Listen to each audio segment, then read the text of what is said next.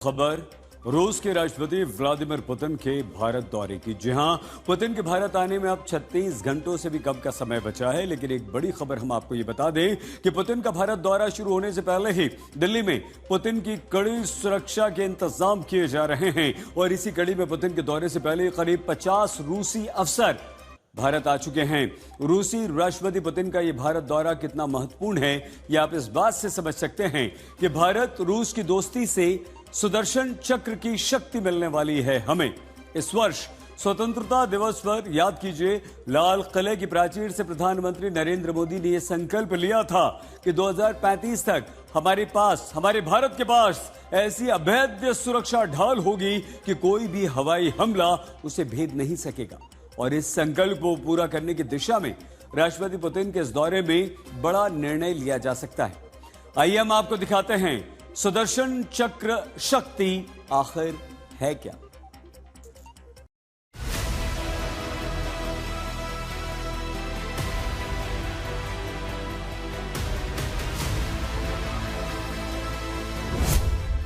Putin Bharat आने वाले हैं, सीक्रेट सुरक्षा कवर तैयार है।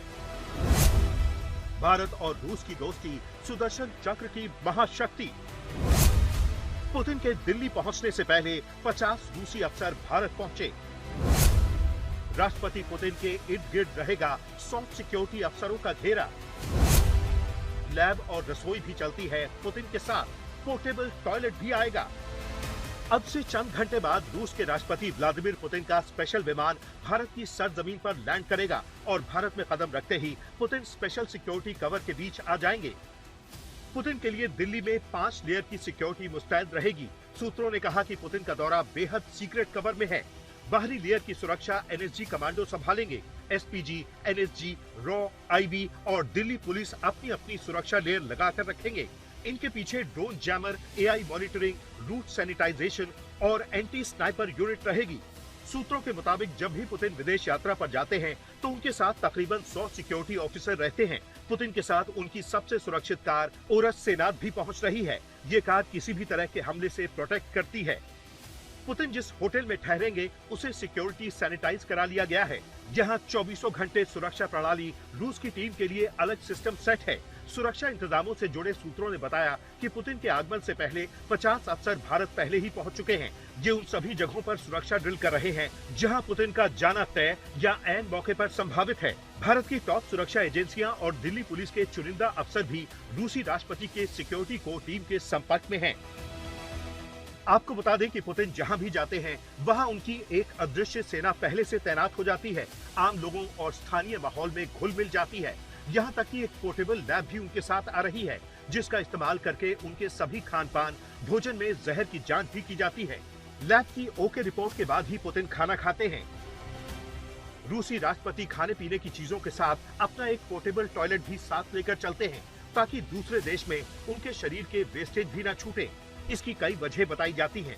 कहा जाता है अगर राष्ट्रपति से जुड़ी कोई भी चीज विदेशी धरती पर छूट जाती है तो उसकी जांच से राष्ट्रपति की सेहत के बारे में पता लगाया जा सकता है, जो नेशनल सिक्योरिटी से जुड़ा प्रोटोकॉल है। आपको ये भी बता दें कि पुतिन करीब 4 साल बाद भारत का दौरा कर रहे हैं। वो यहाँ पीएम मोदी के साथ 23वें भारत रूस सालाना शिखर सम्मेलन में भाग लेंगे। पुतिन की इस यात्रा से पहले क्रेमलिन के प्रवक्ता दिमित्री पेस्कोव ने इस यात्रा के एजेंडे पर खुलकर बात की है। उन्होंने भारत को रूस का एक ऐतिहासिक मित्र बताया है। क्रेमलिन के प्रवक्ता दिमित्री पेस्कोव ने जानकारी दी है कि व्लादिमीर पुतिन की भारत यात्रा के दौरान S-400 air defence system agenda में शामिल है। 15 अगस्त 2025 को लाल किले से प्रधानमंत्री नरेंद्र मोदी ने जब सुदर्शन चक्र मिशन का ऐलान किया तो ये सिर्फ एक नया डिफेंस प्रोजेक्ट नहीं था, भारत की रणनीतिक सोच की अगली छलांग थी। 2035 तक मैं ये राष्ट्रीय सुरक्षा कवच का विस्तार करना चाहता हूं।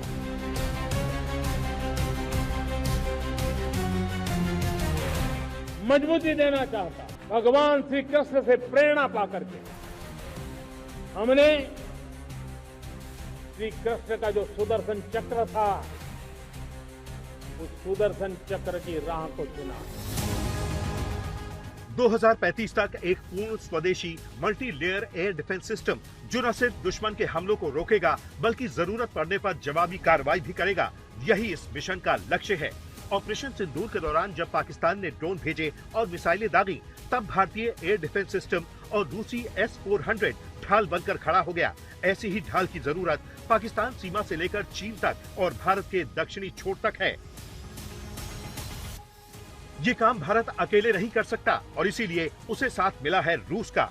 भारत के सबसे पक्के, सच्चे और अच्छे दोस्त रूस के राष्ट्रपति व्लादिमीर पुतिन जब भारत आ रहे हैं, तब उससे पहले ही रूस की संसद रेलॉस समझौते पर मुहर लगा रही है। रेलॉस यानी reciprocal exchange of logistics agreement, जिसका मतलब है रूस और भारत की सेनाएं एक दूसरे की हर जरूरत पूरा करेंगी, चाहे ये जरूरत दुनिया में कहीं भी हो।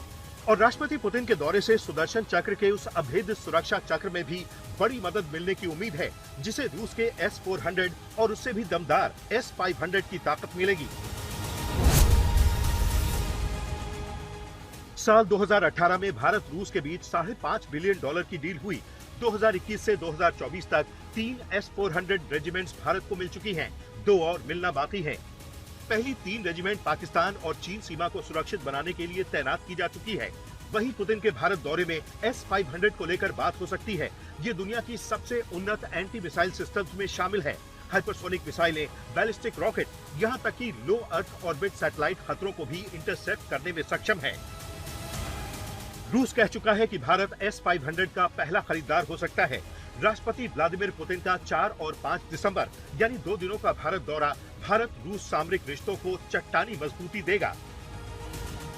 रूस भारत को S-400 और S-500 की तकनीक का कुछ हिस्सा ट्रांसफर कर सकता है, जो सुदर्शन चक्र मिशन के तहत स्वदेशी एयर डिफेंस सिस्टम को विकसित करने में मदद करेगा। उदाहरण के लिए रूस ने पहले भारत को MiG-29 और सुखोई 30 की तकनीक ट्रांसफर की थी, जिससे भारत ने इन विमानों के स्थानीय उत्पादन और अपग्रेड में सफलता पाई। आज तक ब्यूरो।